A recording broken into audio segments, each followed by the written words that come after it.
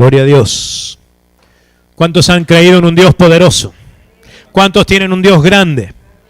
¿Cuántos están dispuestos a creer hoy en lo que Dios declara que va a hacer en nuestra vida? Amén. Gloria a Dios. Aleluya. El Señor ha puesto en mi corazón compartir una palabra hoy acerca de este hecho. ¿Identificás cuál es?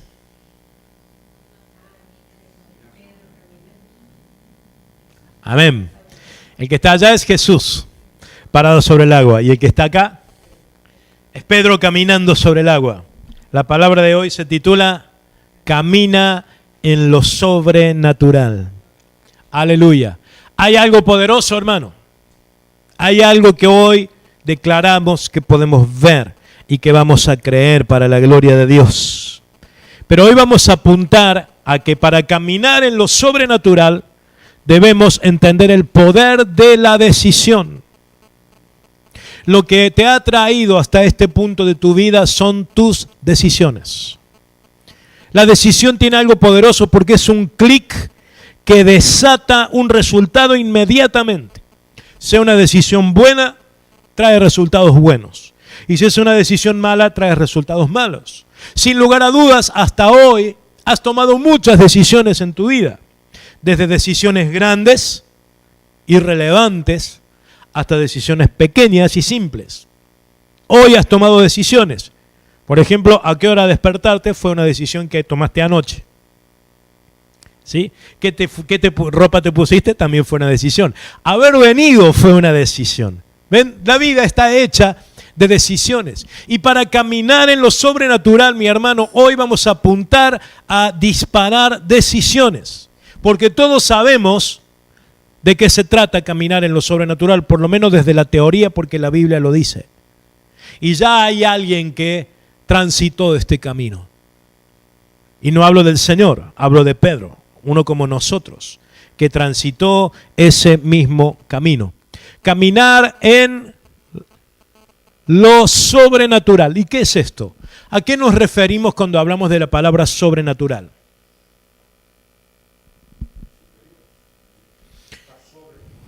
Sobre lo natural. La palabra sobrenatural no aparece en la Biblia, porque tal distinción para Dios no existe.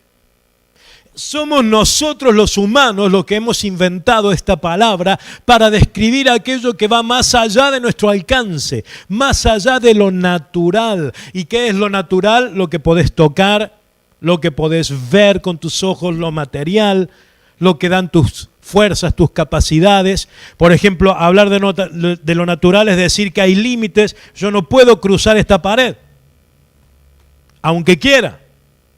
Hay un límite. Lo natural nos establece límites. Mas en lo sobrenatural no hay límites. Lo sobrenatural puede llevarnos mucho más allá y trascender muchísimo más allá de lo que hasta hoy hemos soñado. Lo natural y lo sobrenatural. Hoy quiero darte una noticia. Todo lo que viene de Dios es sobrenatural. Todo. ¿Tenés tu Biblia ahí? Levántala. La Biblia es sobrenatural. La fe es sobrenatural. La adoración es sobrenatural. Las declaraciones que hemos hecho son sobrenaturales. Los sentidos espirituales son sobrenaturales. La oración es sobrenatural. Hemos orado, hemos declarado. La mente del hombre le cuesta entender eso porque el pecado hizo un velo y un abismo y nos separó de lo espiritual. Hablar de sobrenatural o hablar de espiritual podríamos entender como sinónimos. Y la Biblia dice que todo viene de lo espiritual. Si a Adán le hubiésemos hablado de sobrenatural, nos hubiera dicho, ¿qué es eso? Sobrenatural. Todo es natural, nos habría dicho él. Es natural que yo pueda hablar con Dios. Y ahí comenzamos a entender y a eliminar esa palabra sobrenatural y a entender que es natural para los hijos de Dios caminar en lo sobrenatural. ¿Lo entiende? Es normal para los hijos de Dios ver milagros. Esa es la vida cristiana normal que encontramos en la Biblia. Entonces ahí empezamos a entender que lo sobrenatural en realidad es natural cuando andamos y caminamos en la fe. Por eso decimos que esta palabra es meramente humana. Para Dios no existe, para Dios todo es natural. Para los hijos de Dios que caminan en sus caminos y en la dimensión de la fe, empieza todo a ser natural. Salir, ir y orar por un enfermo y que se sane, empieza a ser natural. Ahora, hermano querido, y vuelvo a este punto, ahí está la imagen, ¿verdad? Pasó a ser natural para Pedro caminar sobre el agua. Nunca lo había hecho. Hasta ese día fue sobrenatural. A partir de ese día, o en ese momento por lo menos, fue natural para él, porque lo hizo en el poder del Señor. Ahora apuntamos a esto, a la decisión, porque siempre que Dios nos habla, eso exige una decisión de nuestra parte. Y hoy vamos a ver eso, que mediante una decisión y entender la decisión que estamos tomando, podemos entrar en este mundo sobrenatural. Hoy es tiempo de tomar decisiones, hermano. Y con la palabra de hoy veremos cómo saber si la decisión que estoy por tomar es correcta. Cómo mantenerme en esa decisión. Dios tiene propósitos gloriosos, amén. Y su palabra viene de Él para nosotros de modo tal que active ese propósito sobrenatural. Pero se requiere la decisión. La decisión pasa en nuestro campo, hermano. La decisión es tuya y la decisión es mía. Y hoy declaramos en el nombre de Jesús que tomaremos decisiones nuevas para creer lo que aún no hemos creído. Amén. Y si crees lo que todavía no has creído, verás lo que todavía no has visto. Y harás lo que todavía no has hecho para la gloria del Señor. Amén. Gloria a Dios. No de todos es esta decisión. No todos los hijos de Dios lo comprenden. Porque ahí había 12 discípulos. Mirá, así se completa la imagen. Ahí había 12. Pero solo uno le creyó al Señor. Y solo uno hizo lo sobrenatural. Los otros 11 permanecieron en la esfera natural. Agarraditos al bote porque había un viento y una tempestad tremenda. Pero hubo uno que entendió. Y bueno, ya vamos a adentrarnos en esa historia. La historia está en Mateo capítulo 14, tremenda historia. Te invito a abrir versículos 22 al 33.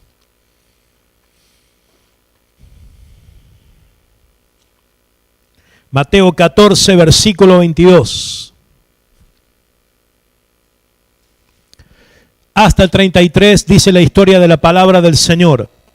Y leemos en el nombre de Jesús. Dice, enseguida Jesús hizo a sus discípulos entrar en la barca e ir delante de él a la otra ribera, entre tanto que él despedía a la multitud. Despedida la multitud, subió al monte a orar aparte, y cuando llegó la noche estaba allí solo. Y ya la barca estaba en medio del mar, azotada por las olas, porque el viento era contrario. Había olas que la azotaban y había un viento en contra. Mas a la cuarta vigilia de la noche, las 3 de la mañana, Jesús vino a ellos andando sobre el mar. Y los discípulos, viéndole andar sobre el mar, se turbaron diciendo, ¡un fantasma! Y dieron voces de miedo. Imagínate la escena. Una tempestad, tenés miedo de ahogarte, las olas cubren la barca, un viento a punto de anegarse, a punto de hundirse, de ahogarse todo, y de repente, entre el viento y los relámpagos, una figura de blanco caminando sobre el agua. Se asustaron, ¿verdad? Pero enseguida Jesús les habló diciendo, tengan ánimo, yo soy. No teman. Gloria a Dios por la palabra del Señor. Tengan ánimo, yo soy, no teman. Entonces le respondió Pedro, como amamos a Pedro, y dijo, Señor, si eres tú, manda que yo vaya a ti sobre las aguas. Y él dijo, ven. Y descendiendo Pedro de la barca, andaba sobre las aguas para ir a Jesús. Pero al ver el fuerte viento, tuvo miedo. Y comenzando a hundirse, dio voces diciendo: Señor, sálvame. Al momento Jesús, extendiendo la mano, asió de él y le dijo: hombre de poca fe, ¿por qué dudaste? Y cuando ellos subieron en la barca, se calmó el viento. Entonces los que estaban en la barca vinieron y le adoraron, diciendo: verdaderamente eres Hijo de Dios. Qué tremenda historia, hermano. Acá hubo un hombre que se atrevió a hablarle al Señor y recibió una palabra inmediata de parte del Señor. Y quiero que juntos desmenucemos esta historia para extraer principios de fe poderosos para nuestra vida y para poder entender que a partir de hoy puede empezar un nuevo tiempo en nuestra vida en el cual empecemos a caminar en lo sobrenatural. Los versículos 27 hasta el 31 está el núcleo de la historia, o por lo menos la parte que hoy estamos compartiendo, a partir del 27. Los versículos anteriores, del 22 al 26, te pinta la historia como una situación de crisis y de adversidad que estaban pasando los 12 discípulos.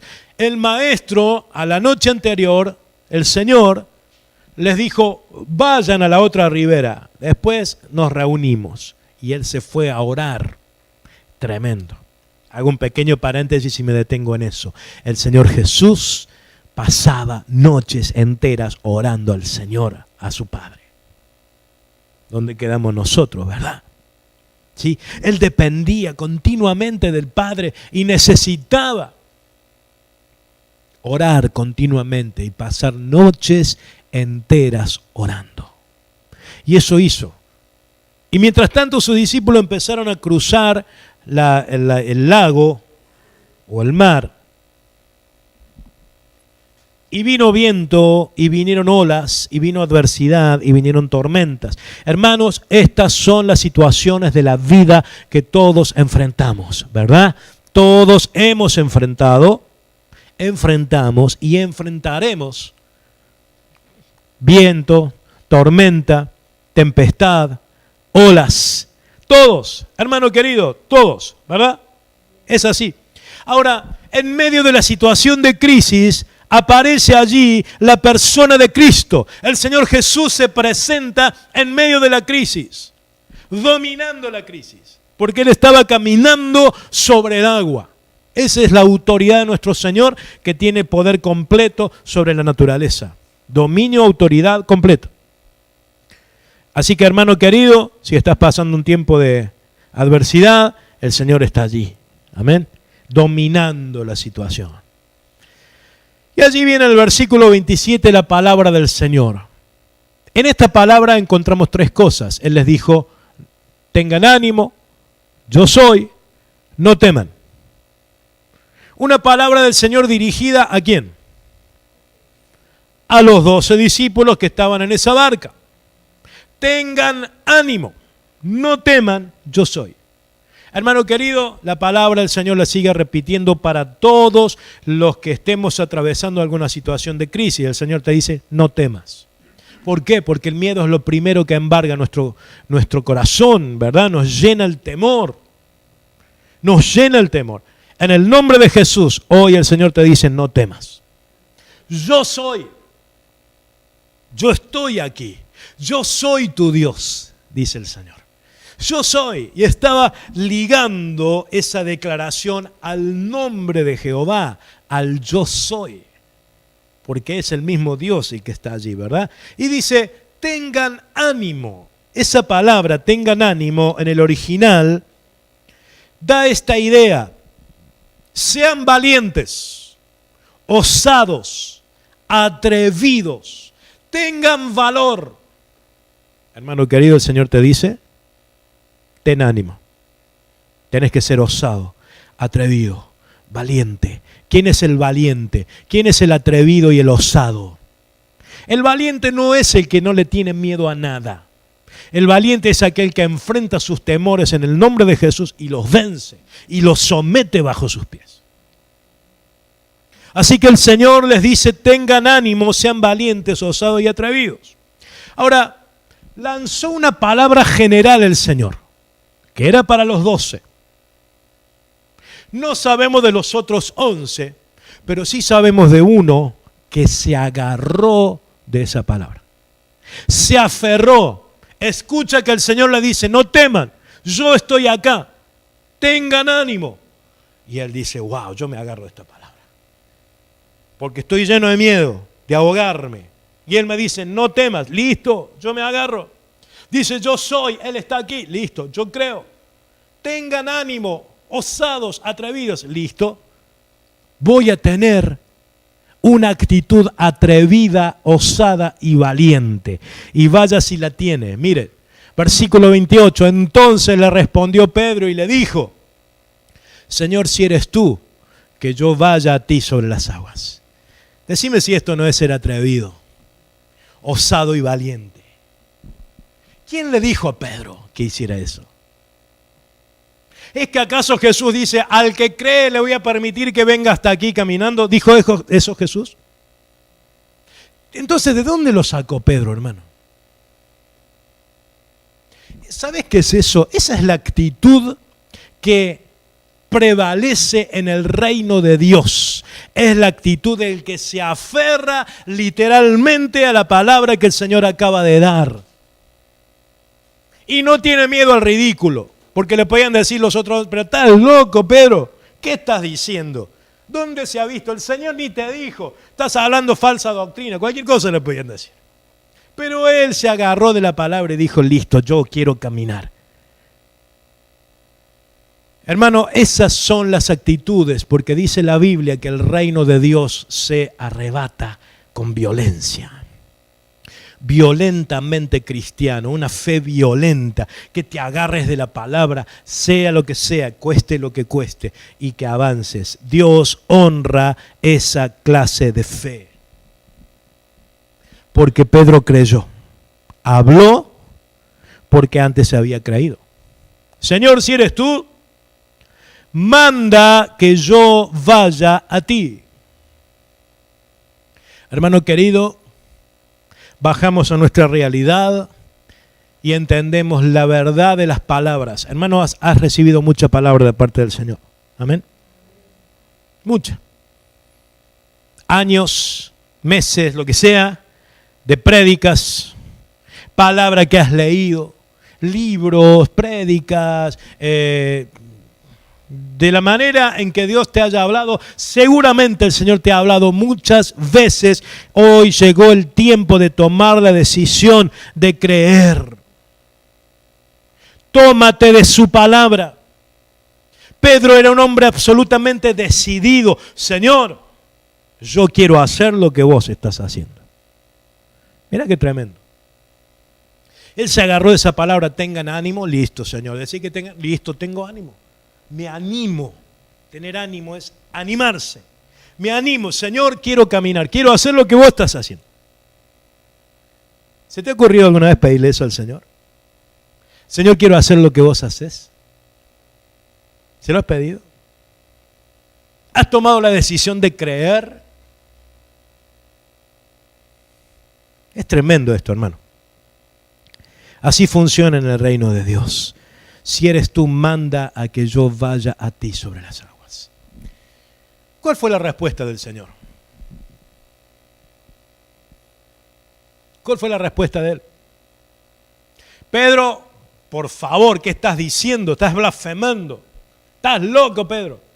Nada de eso fue la respuesta del Señor. La respuesta del Señor fue, y él dijo, ven. Yo respaldo, Pedro, tu declaración loca, entre comillas, tu declaración osada y atrevida. Me agradó, Pedro. Sí, estoy de acuerdo. Sí, ¿querés venir? Vení, Pedro. ¿Querés caminar como yo estoy caminando? Vení. ¿Querés dominar a la crisis, a las olas, a las tormentas? Vení. ¿Querés caminar en lo sobrenatural, Pedro? Dale, vení. Ven, ven. Qué palabra tremenda de parte del Señor. palabra del Señor. Enumeramos cualidades de la palabra del Señor. ¿Cuáles son las acciones de la palabra del Señor? Por ejemplo, la palabra del Señor crea, ¿sí? Dijo Dios, sea la luz, fue la luz. ¿Qué otra acción encontramos en la palabra? Da vida. La palabra da vida. Lázaro, ven fuera. 4 días hace que estaba muerto. Salió. ¿Qué más? La palabra del Señor sana, libra, echa fuera demonios. La palabra del Señor calma la tempestad. Calla, enmudece. La palabra del Señor somete y sujeta al enemigo. Hermano querido, hay poder en la palabra del Señor. Esa es la palabra que salió de la boca del Señor y Pedro escuchó. Y hay un efecto adicional de la palabra. Dice la Biblia que por el oír la palabra viene la fe. Muy bien. La fe viene por el oír y el oír viene por la palabra. Entonces fe empezó a brotar en el corazón de Pedro. Esa palabra, ven, son 2 cosas al mismo tiempo. En primer lugar es una orden. Ven. En segundo lugar, no solamente es una orden, un mandato, sino una palabra que lo capacitaba para caminar sobre el agua. Entonces, hermano querido, esta palabra que tenemos y la palabra que el Espíritu Santo te ha hablado siempre es palabra que ordena, porque los mandamientos no son opciones, no son sugerencias, son órdenes. Pero al mismo tiempo un mandamiento te capacita para cumplirlo. Si el Señor no le hubiese dicho ven, ¿Pedro habría podido caminar? No había podido caminar.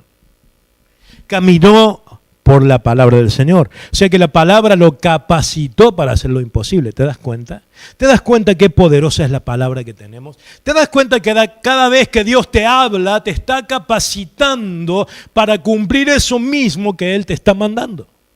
Aquello mismo a lo cual Él te está llamando, que es imposible, Él te está capacitando.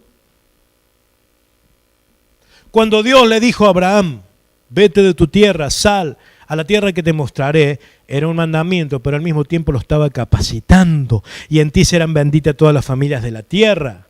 Estaba capacitándolo para tener un hijo a aquel que no podía tenerlo, porque era viejito y estéril, 2 problemas. Hermano, es tiempo de empezar a aferrarnos de la palabra y empezar a creer, porque la misma palabra que Dios nos habla nos capacita. Ahora, esta segunda palabra, y a esto voy también como un punto muy importante, preste atención a esto. Esta segunda palabra que Jesús dijo, ¿te acuerdas cuál fue la primera? ¿Cuál fue la primera? Amén. No temáis, no teman, tengan ánimo, yo soy. Esa fue la primera palabra. ¿Para quién fue? Para todos. Una palabra general. Pero esta segunda palabra no fue general. Fue particular para Pedro, para aquel que había tenido la fe osada, la actitud atrevida y valiente. Entonces, aquellos que tienen actitudes atrevidas y valientes ganan una nueva palabra específica y particular del Señor para ellos. ¿Te das cuenta? No fue para los otros 11. Si escuchaba Juan, uno de los discípulos, y decía, mira, ven, y se salía del bote, ¿caminaba? ¿Caminaba o no, Juan? Bueno, si hacía el camino de Pedro, si hacía el camino y le decía, si eres tú, manda, y si Jesús le decía a Juan, ven, Juan caminaba. Si se lo decía a Jacobo, Jacobo caminaba. Pero caminó Pedro porque él ganó una nueva palabra particular para él.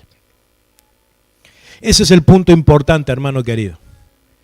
De creerle al Señor, de tener actitudes atrevidas y osadas, que ganas nuevas palabras particulares y específicas del Señor para tu vida.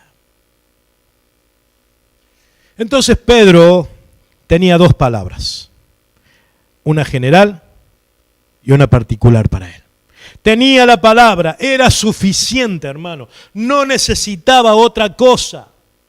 Hermano querido, no necesitamos otra cosa que la palabra del Señor. Ya tenemos lo suficiente. Ya es hora de sacar el pie del bote y empezar a caminar en lo sobrenatural, porque el Señor nos ha dado la capacidad de poder hacerlo. ¿Cuántos dicen amén a eso? Gloria a Dios. Él te llama a hacer lo imposible. ¿Acaso no tenemos un Dios de lo imposible? ¿A qué te ha llamado Dios? Bueno, Dios me llama a ser santo, obediente. Amén, esa es palabra general. A todos nos llama lo mismo. Dentro del marco de esa palabra general, Dios te da una palabra particular que tiene que ver con el tiempo, el modo, la ocasión precisa para hacer lo que tenés que hacer.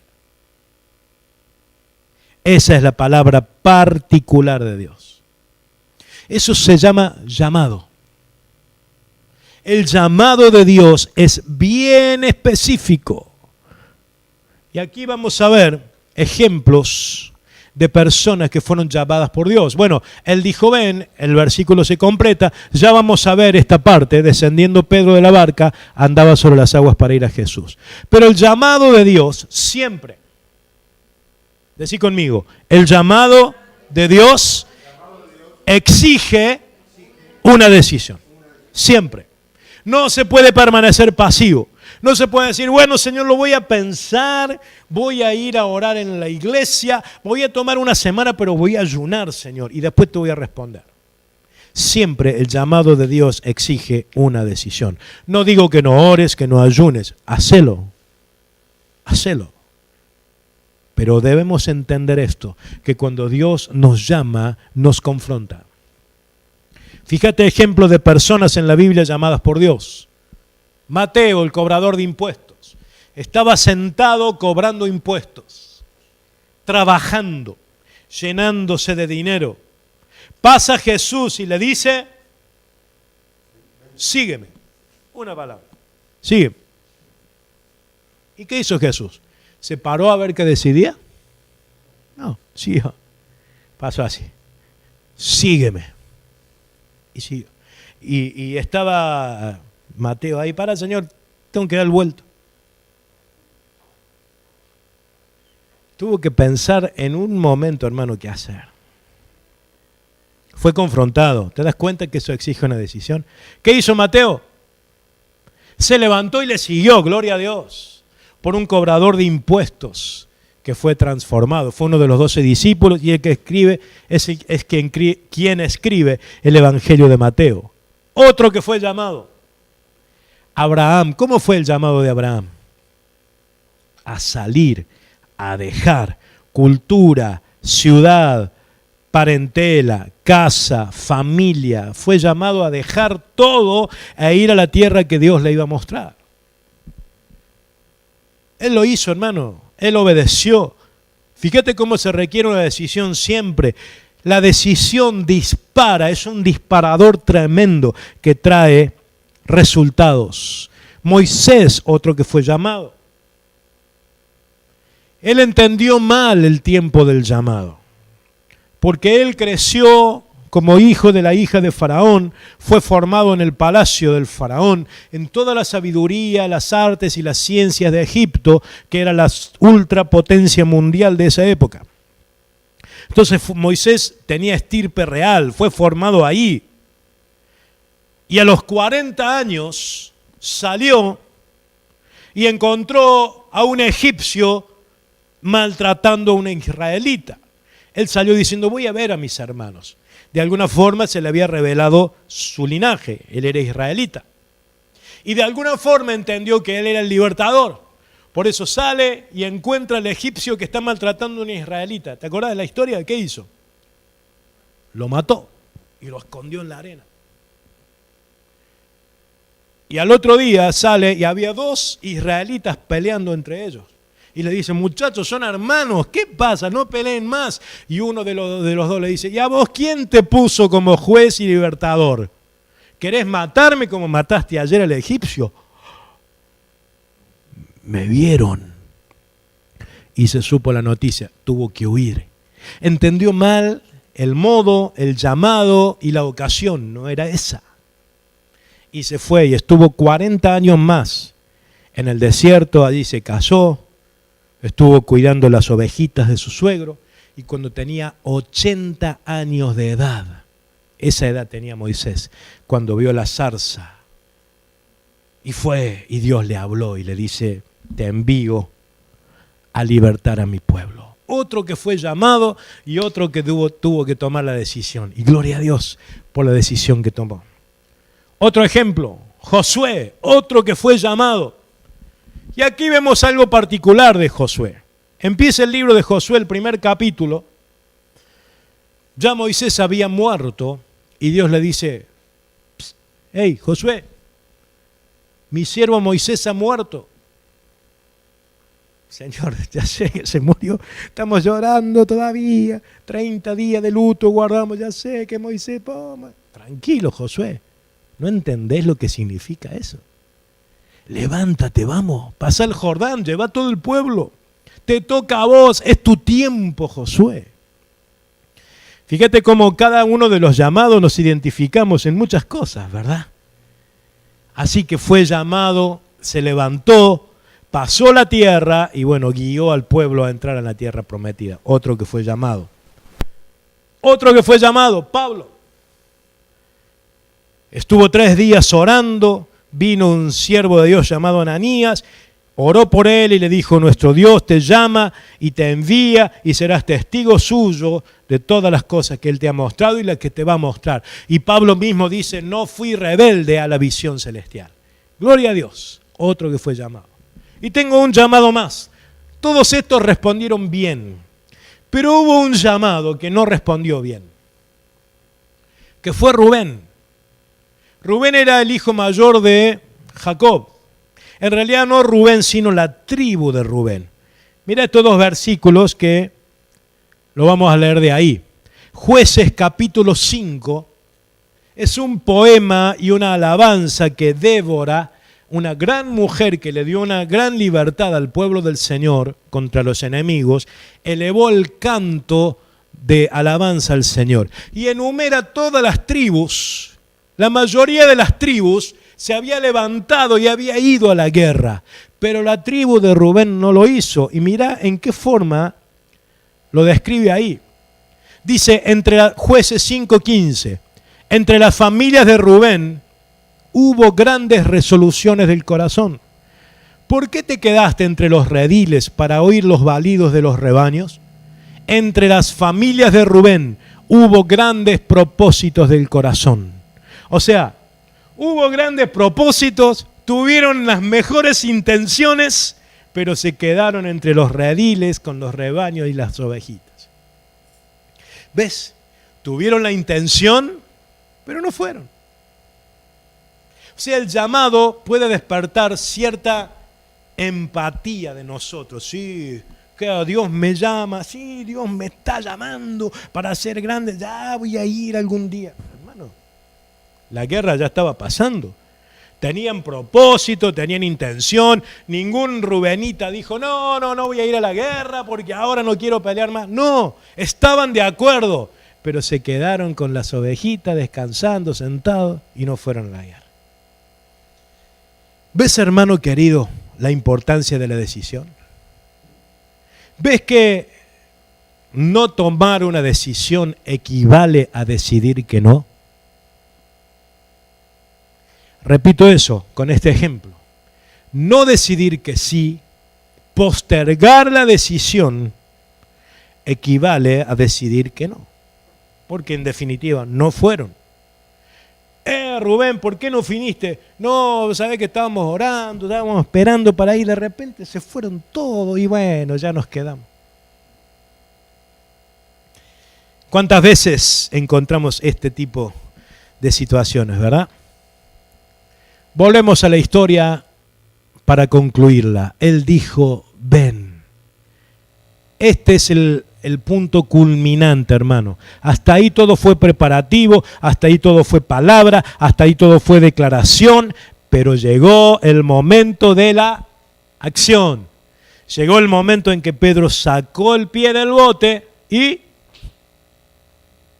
lo puso sobre el agua. Y después el otro. Y empezó a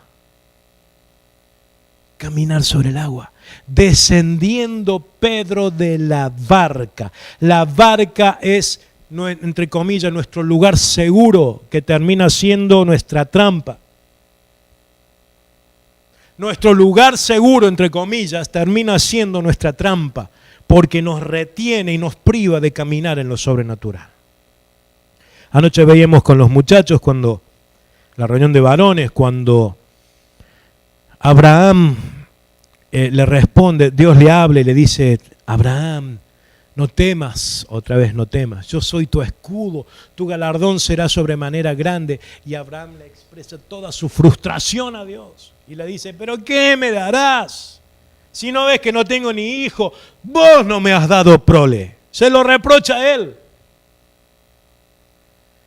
¿Qué hace Dios? Le repite la palabra. Lo saca de la tienda, de su lugar seguro, de su burbuja, de su imposible, de sus 4 paredes que lo coartaban y lo limitaban continuamente. Y lo lleva afuera, le dice, mira los cielos, cuenta las estrellas. No mires para abajo, mira para arriba. Lo mismo está haciendo Dios acá con Pedro. Lo mismo está haciendo el Señor con Pedro. Es tiempo, hermano querido, mi hermana, de dejar la barca. Es tiempo de dejar nuestro lugarcito cómodo y seguro, porque es mucho más grande e ilimitado el mar para caminar con el Señor que un espacio de 2x2 y encima con una tormenta. Termina siendo una trampa, como le pasó a Rubén. Pura intención, pues se quedó sentado. Así que es tiempo de empezar a dar esos pasos. ¿Has escuchado la palabra del Señor? Amén. Es tiempo de descender de la barca. Pedro cruzó el límite entre lo natural, la barca, y lo sobrenatural, caminar sobre el agua. Es tiempo de cruzar ese límite. Es tiempo de cruzar ese río Jordán y entrar en la tierra prometida del Señor. Descendiendo Pedro de la barca, andaba sobre las aguas. Lo hizo como Jesús, caminó sobre el agua. Lo hizo, hermano. Dios te va a respaldar cuando das pasos. Dios te va a respaldar cuando das pasos, creyendo y aferrado a su palabra. Amén. Descendiendo Pedro de la barca, andaba sobre las aguas para ir a Jesús. El objetivo de Pedro al caminar y del Señor al llamarlo no era que Pedro se transformara en el superhombre que ahora camina sobre el agua. Era que Pedro hiciera lo que hizo Jesús y viniera hacia Jesús. Porque esa fue la propuesta de Pedro desde el principio. Señor, si eres tú, manda que yo vaya a ti sobre las aguas. No le dice que dé una vuelta al bote para que estos 11 incrédulos vean lo que se... No, fue eso. Fue ir a Jesús. Hermano querido, caminar en lo sobrenatural equivale a acercarnos al Señor. A ir al centro de nuestra vida, que debe ser Él. Ir caminando hacia la meta, que es el Señor Jesucristo, para gloria del nombre del Señor. Cumplir tu llamado te acerca a Él. Permanecer en nuestra trampita, en nuestro lugarcito seguro, nos mantiene siempre a distancia. Porque ¿sabes qué? Jesús no tiene bote, Él sigue caminando sobre el agua. Y Él va de acá para allá. Entonces si querés estar cerca de Él, y a la fuerza tendrás que salir del bote. Si no lo vas a ver, por momentos ahí, por momentos a 100 metros, por momentos a 1 kilómetro. Creo que ahí está el Señor. Y bueno, vamos. No, pero no puedo caminar sobre el agua. Prefiero estar acá.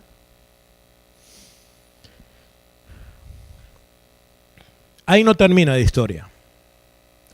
La historia termina en un tremendo salvataje, porque aún este hombre que dio estos pasos de fe, para que nos terminemos de identificar con él, tuvo su momento de duda, versículo 30, pero al ver, ¿qué cosa? El fuerte viento. Desvió la mirada. Al viento lo sentía, sin dudas, porque el viento no se ve, el viento se siente. Sin duda que sentía las ráfagas golpeando su cara mientras caminaba, pero de repente desvía su mirada y empieza a ver las olas y empieza a sentir el viento. Desvió la mirada. Hermano querido, cuando camines en lo sobrenatural, seguirá habiendo adversidades, seguirá habiendo vientos, seguirá habiendo situaciones que quieran desenfocarte del Señor. Pero ¿qué hay que hacer?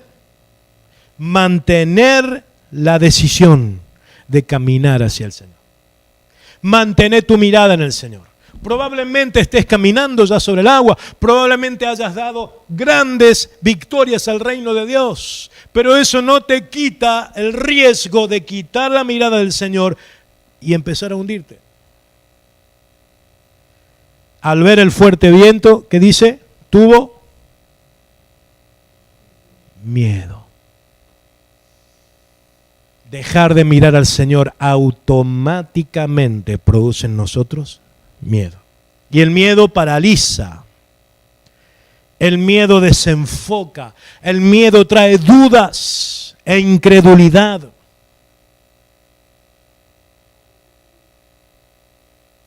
Dice la palabra que el miedo se va con el amor del Señor. Porque el perfecto amor echa fuera el temor. ¿Tenés miedos? ¿Tenés miedos? No hace falta que levantes la mano, yo quiero que lo pienses. ¿Tenés miedos? A enfermarte, a que le pase algo a alguien de tu familia. Eso quiere decir que hemos desenfocado la mirada. Eso quiere decir que debes permitir hoy que el perfecto amor del Señor eche fuera el temor, que te envuelva por completo. Y el perfecto amor del Señor no es una utopía teórica como el mundo la cree. El perfecto amor del Señor fluye. Dice la Biblia que Él ha derramado su amor por medio del Espíritu Santo que nos fue dado. Así que es el Espíritu Santo el que llenando tu vida te envuelve del amor perfecto del Señor y ahí el temor sale. Así que en el nombre de Jesús recibí ahora el perfecto amor del Señor. Deja que el perfecto amor del Señor te envuelva por completo para que todo temor huya. Para gloria de Dios. Tuvo miedo y comenzando a hundirse. ¿Sabe qué pasó ahí? Volvió atrás. Volvió a cruzar el mismo límite de lo natural a lo sobrenatural. En el momento en que sacó la mirada y tuvo miedo, volvió a la esfera natural de nuevo.